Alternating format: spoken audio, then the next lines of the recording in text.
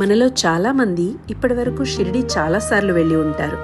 అయితే షిరిడి దగ్గరలో ఉన్న ఈ ప్రత్యేకమైన 200 years హిస్టరీ కలిగిన ప్లేస్ని మీరు చూసారా?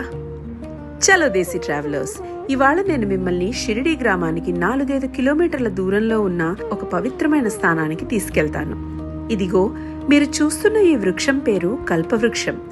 ఇది షిరిడి సాకూరి గ్రామానికి మధ్యలో ఉంటుంది. ఈ 2 గ్రామాల ప్రజలకి ఇది నిజంగానే ఒక కల్పవృక్షం అని ఒక నమ్మకం. ఎందుకంటే ఈ వృక్షం కింద ప్రశాంతంగా కూర్చుని నిర్మలమైన మనసుతో ధర్మబద్ధమైన కోరికలు ఏవి కోరినా అవి తక్షణం తీరిపోతాయని అందరూ చెప్తారు. ఈసారి నేను కూడా షిరిడి నుంచి ఈ కల్పవృక్షం దర్శించుకోవడానికి వెళ్ళాను. అక్కడికి చేరగానే ఒక అద్భుతమైన ప్రశాంతత మనసులో నిండిపోయింది. బహుశా అదే ఈ స్థానానికి ఉన్న మహిమేమో. అసలు ఈ ప్లేస్కి ఉన్న హిస్టరీ ఏంటో ఇప్పుడు మనం తెలుసుకుందాం. షిరిడి నుండి పక్కనే ఉన్న రహతా గ్రామానికి శ్రీ సాయిబాబా తరచూ నడిచి వెళ్తూ ఉండేవారు. అక్కడ తన ప్రియ భక్తుడైన కుషాల్ చంద్ని కలవడానికి వెళ్లిన ప్రతిసారి ఈ చెట్టు నీడలో కొంతసేపు విశ్రాంతి తీసుకునేవారని చెబుతారు.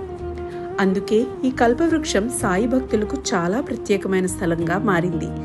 షిరిడీలో ఉన్న గురుస్థాన్ నీమ్ చెట్టు లాగానే ఈ చెట్టు కూడా బాబాకి ప్రకృతితో ఉన్న అనుబంధానికి ఒక గుర్తుగా నిలిచింది. ఇక్కడ దగ్గరలోనే సాయిబాబా యొక్క ప్రముఖ శిష్యుడు ఉపాసనీ మహారాజ్ స్థాపించిన సాకూరి ఆశ్రమం కూడా ఉంది.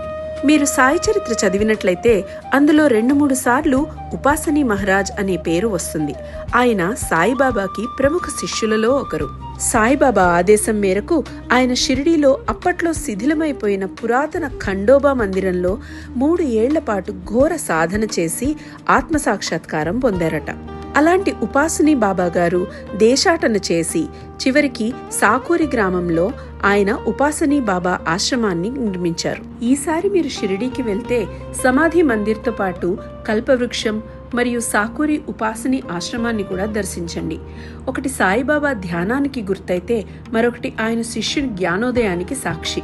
అప్పుడే మీ షిరిడీ యాత్ర నిజంగా పూర్తయినట్టు. మరో ఇంట్రెస్టింగ్ వీడియోతో మళ్ళీ కలుద్దాం. అంతవరకు బాయ్.